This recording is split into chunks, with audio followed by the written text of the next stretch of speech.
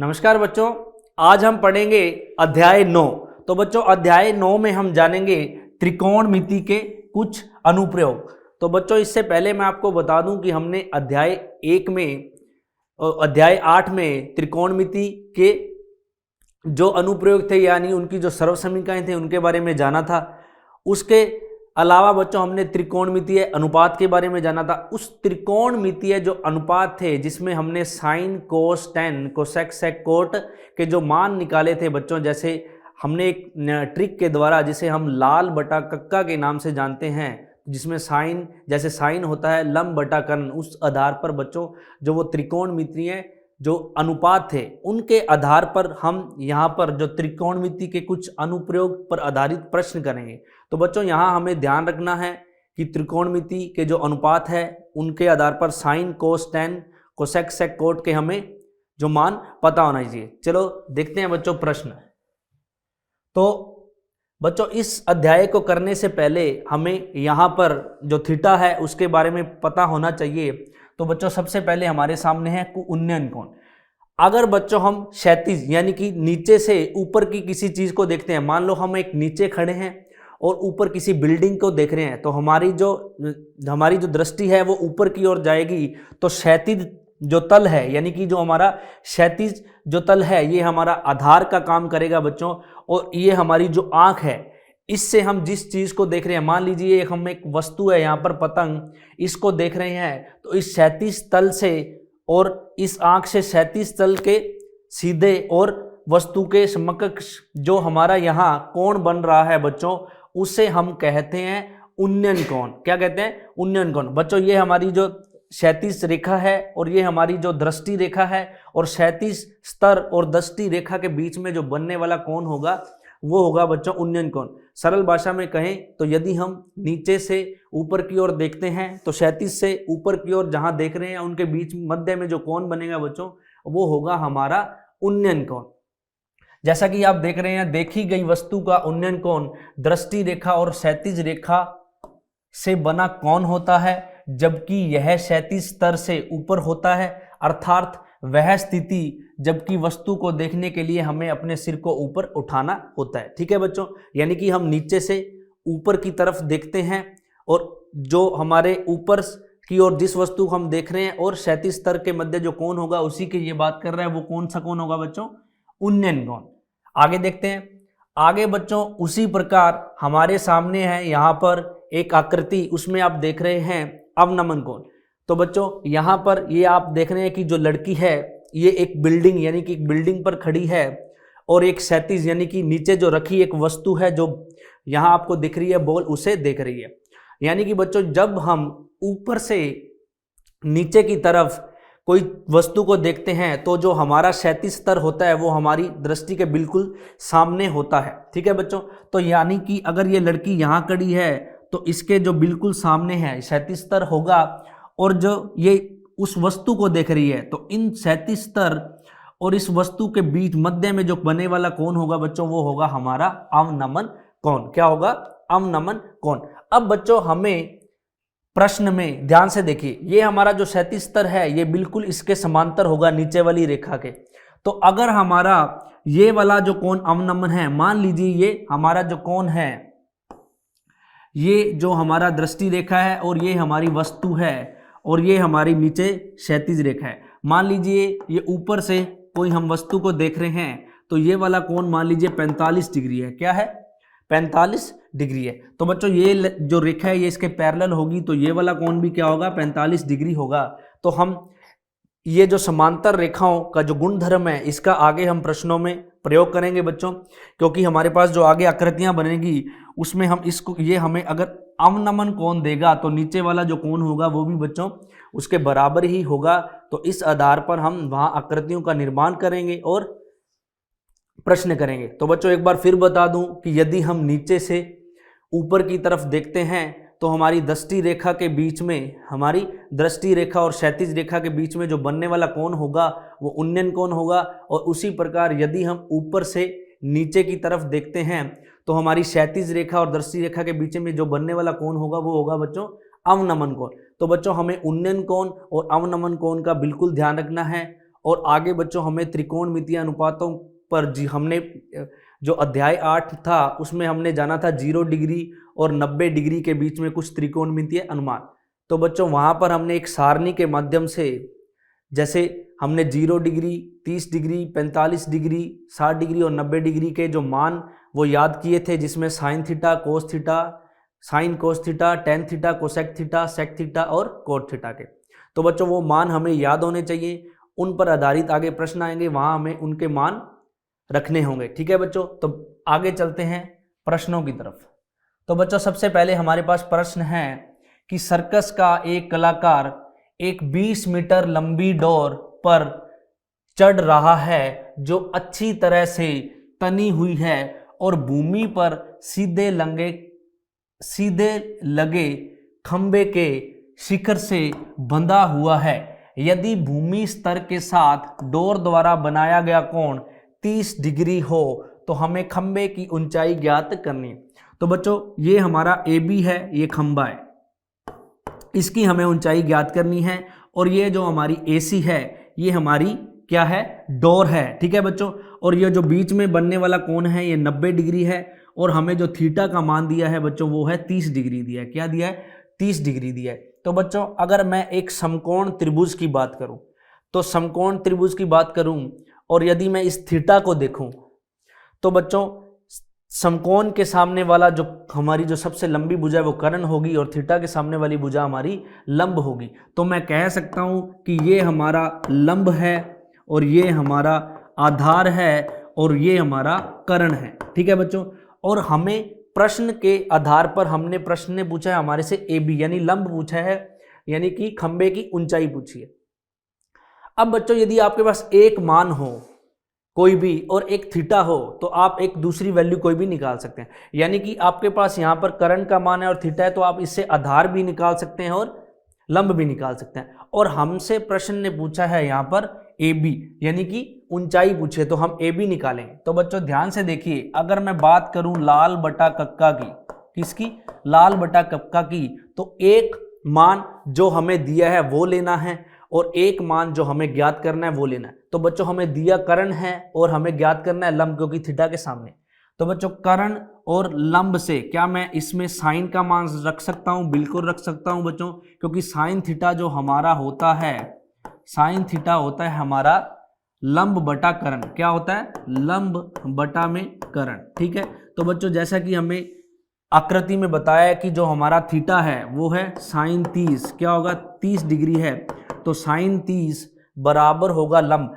तो बच्चों यहाँ पर जो मेरा लंब है यानी कि जो मेरे जो खंबे की जो ऊंचाई है वो है AB, क्या है, AB, और कर्ण बच्चों मेरे पास है AC। तो साइन 30 बराबर होगा AB बच्चों हमें निकालना है और AC है हमारा 20, कितना है, 20। अब बच्चों हमें साइन 30 का मान पता होना चाहिए, तो हमने आपको साइन 30 यानी कि ऊपर साइन वाली जो लाइन है उसको याद करना बताया था कि यदि हमें साइन की लाइन याद है तो हम बाकी सारी जो मान है वो ज्ञात कर सकते हैं। तो साइन होता है बच्चों 0, 1/2, 1/√2, √3/2 और उसके बाद है 1। तो बच्चों ये है साइन 0, 30 डिग्री, 45 डिग्री, 60 डिग्री और 90 डिग्री के मान। तो बच्चों यहाँ है हमारे पास साइन 30, क्या है, तो ये होगा 1/2, क्या होगा, 1/2। तो 1/2 बराबर में होगा AB बटा में 20। ठीक है बच्चों, तो AB इससे गुना होगा तो ये होगा 2AB बराबर में 20 और AB आएगा बच्चों बराबर में 20/2। तो AB बराबर होगा 10 मीटर। क्या होगा, तो यानी कि हमारे पास जो खंबे की ऊंचाई है वो कितनी है बच्चों, 10 मीटर। अब बच्चों हमारे पास यहाँ पर खंबे की ऊंचाई हुई, अगर हमसे वो ये पूछ ले प्रश्न में कि बताइए जो खंबा है और वो जो डोरी है वो यानी कि खंबा और डोरी की जो दूरी बीच में कितनी है, तो उस आधार पर हमें यहाँ पर आधार निकालना होगा बच्चों। तो हम यहाँ पर आधार दो तरीके से निकाल सकते हैं।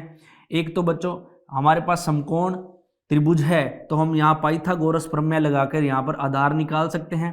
उसके अलावा बच्चों हम यहाँ पर अगर हमारे पास लंब और आधार और थीटा हो तो लंब और आधार से हम लंब और आधार से साइन को tan लगा सकते हैं बच्चों। तो tan लगाकर और यहाँ पर साइन हमारे पास tan 30 का मान रखकर लंब बटा आधार से निकाल सकते हैं। और यदि हमारे पास कर्ण और आधार हो कर्ण और आधार, तो बच्चों हम cos 30 का मान लगाकर भी ये निकाल सकते हैं। तो इस प्रकार बच्चों आगे हम देखते हैं प्रश्नों में। तो आगे चलते हैं अगले प्रश्न की तरफ। तो अगला प्रश्न है बच्चों कि आंधी आने से एक पेड़ टूट जाता है और टूटा हुआ भाग इस तरह मुड़ जाता है कि पेड़ का शिखर जमीन को छूने लगता है और इसके साथ ही वह 30 डिग्री का कोण बनाता है। पेड़ के पाद बिंदु की दूरी जहां पेड़ का शिखर जमीन को छूता है 8 मीटर है। यानी कि बच्चों प्रश्न को हम समझते हैं, यानी कि ये मान लीजिए ये एक बहुत बड़ा पेड़ था, ठीक है, और ये यहां से टूट गया। क्या है? यहां से टूट गया, यानी कि इसका टूटा हुआ भाग ये है। तो बच्चों ये इस तरफ यूं गिर गया, तो यानी कि जो हमारा टूटा हुआ भाग है वो ये वाला, ये इस तरफ गिरकर शिखर पर और कोण बनाता है यहाँ पर 30 डिग्री का। क्या बनाता है? 30 डिग्री का। तो बच्चों मान लीजिए ये हमारा ए बिंदु, ये हमारा बी है और ये हमारा सी है। क्या है? सी है। और हमें कह रहा है कि पेड़ के पाद बिंदु की दूरी, यानी कि ये पेड़ है, इसके पाद बिंदु की दूरी, और जहां पेड़ का शिखर जमीन को छूता है तो वहां यहां छूता है, तो इसकी जो दूरी है वो है हमारे पास 8 मीटर, और हमसे पेड़ की ऊंचाई पूछ रहे हैं। अब बच्चों ध्यान से देखिए, एक तो पेड़ जहां से टूटा है उसका जो बचा हुआ भाग यानी कि ए बी, और ये जो टूटा हुआ भाग नीचे गिरा है यानी कि ए सी। यदि मैं पेड़ की ऊंचाई की बात करूं, यदि मैं पेड़ की ऊंचाई की बात करूं तो पेड़ की ऊंचाई होगी बराबर में ए बी प्लस में ए सी। क्या होगी?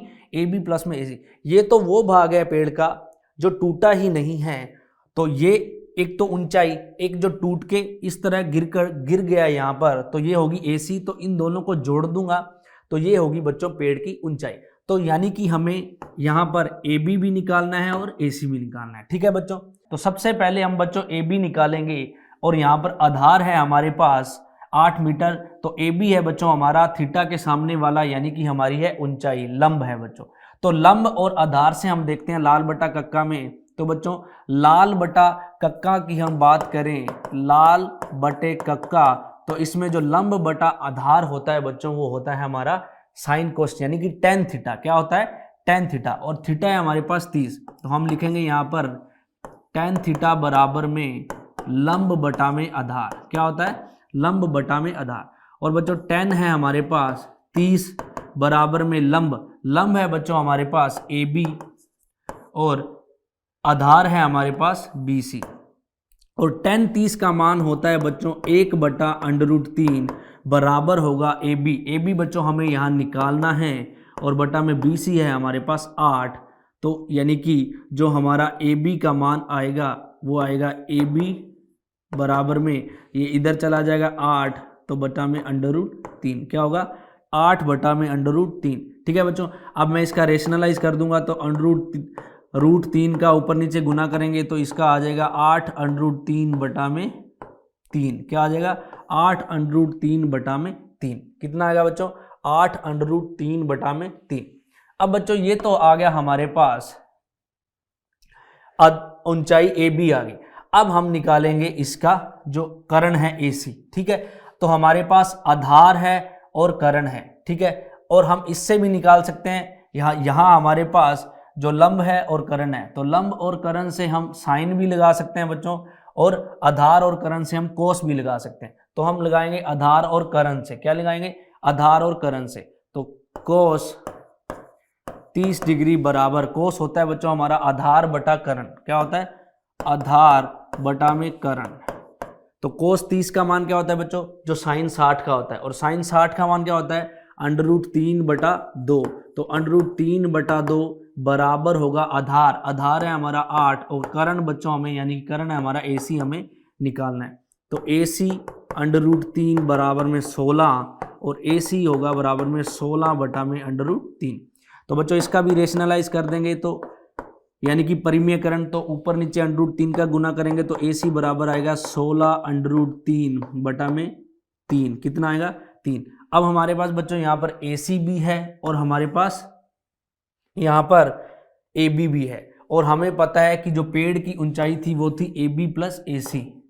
तो यहाँ पर जो पेड़ की ऊंचाई होगी वो होगी AB प्लस AC। तो AB है बच्चों हमारे पास 8√3 बटा में 3 प्लस में, और AC है हमारे पास 16√3 बटा में 3।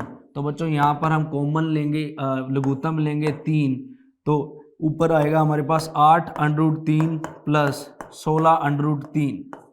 तो बच्चों 8√3 ये होगा 24√3 बटा में 3। क्या होगा 24√3 बटा में 3। तो हमारा इसको काट देंगे 8 से, 3 8 है 24, तो हमारा आएगा 8√3। क्या आएगा 8√3, यानी कि जो हमारी पेड़ की ऊंचाई आएगी बच्चों वो आएगी 8√3 मीटर। ठीक है, तो आपने देखा कि किस सबसे पहले हमने यहाँ पर जो लंब निकाला हमारे पास आधार था, फिर हमने करण निकाला और इस ऊंचाई को और इस टूटे हुए पेड़ को दोनों को जोड़ दिया, तो वही बच्चों क्या होगी पेड़ की ऊंचाई होगी। तो पेड़ की ऊंचाई होगी हमारे पास 8√3। ठीक है, तो आगे करते हैं अगला प्रश्न। अगला प्रश्न है बच्चों हमारे पास कि भूमि से 60 मीटर की ऊंचाई पर एक पतंग उड़ रही है। ठीक है बच्चों, भूमि से 60 मीटर की ऊंचाई पर, तो मान लीजिए ये भूमि है यहां से और ये ऊंचाई है 60 मीटर की। ठीक है, और हमें कह रहा है कि पतंग में लगी डोरी को अस्थायी रूप से भूमि के एक बिंदु से बांध दिया गया। तो बच्चों ये डोरी इस तरह होती है इसकी पतंग की, तो इसको यहाँ पर अस्थायी रूप से बांध दिया गया ये डोरी को। ठीक है, और भूमि के साथ डोरी का झुकाव 60 डिग्री है, यानी कि झुकाव कितना है 60 डिग्री। और यह मानकर कि डोरी में कोई ढील नहीं है, डोरी की लंबाई ज्ञात कीजिए, यानी कि इसमें कोई भी ढील नहीं है, ये बिल्कुल सीधी है। तो बच्चों यहाँ पर इसे मान लेते हैं हम A, B और C, यानी कि हमें यहाँ जो निकालनी है डोरी की लंबाई। तो डोरी की लंबाई क्या है बच्चों AC, क्या है AC हमें निकालना है, यानी कि कर्ण हमें निकालना है। एक समकोण त्रिभुज में थीटा है हमारे पास 60 डिग्री, और जो हमारे पास अगर थीटा के सामने की बात करें तो लंब है हमारे पास 60 मीटर। तो बच्चों लाल बटा कक्का के हिसाब से देखें तो हमारे पास लंब और कर्ण, यानी कि लंब हमारे पास है और कर्ण हमें निकालना है। तो लंब बटा जो कर्ण होता है बच्चों वो होता है यानी कि साइन। तो हमारे पास साइन 60 है, तो साइन थीटा बराबर में होता है लंब बटा में कर्ण, और साइन हमारे पास है 60 डिग्री। तो साइन 60 बराबर में लंब कितना है बच्चों 60 बटा में कर्ण कितना है, कर्ण हमें निकालना है। तो साइन 60 का मान क्या होता है बच्चों √3 बटा 2। क्या होता है √3 बटा में 2। तो √3 बटा में 2 बराबर होगा 60 बटा में AC। क्या होगा 60 बटा में AC। ठीक है बच्चों, तो ये उधर जाएगा, तो ये 60 दूना 120 होगा और √3 नीचे आएगा, तो हमारे पास यहाँ पर बचेगा AC बराबर में 120 बटा √3।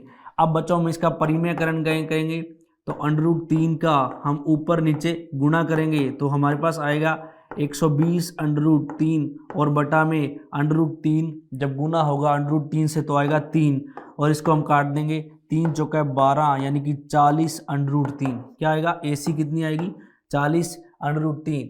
तो यानी कि डोरी की जो लंबाई है बच्चों वो आएगी हमारे पास 40 √3 मीटर। कितनी आएगी 40 √3 मीटर।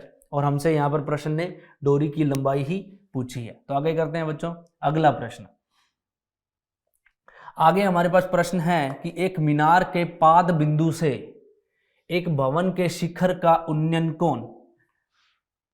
एक मीनार के पाद बिंदु से एक भवन, तो मान लेते हैं बच्चों ये है मीनार, ये हमारी मीनार है और ये हमारा है शिखर भवन।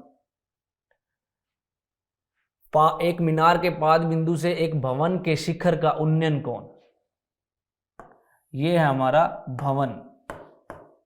ठीक है बच्चों, तो एक मीनार के पाद बिंदु से यानी कि यहां से इसके निचले वाले बिंदु से जो भवन का शिखर है, क्या है भवन का शिखर है, उसका जो उन्नयन कोण है वो 30 डिग्री है। यानी कि इसके पाद बिंदु से इस भवन का जो कोण है वो है 30 डिग्री।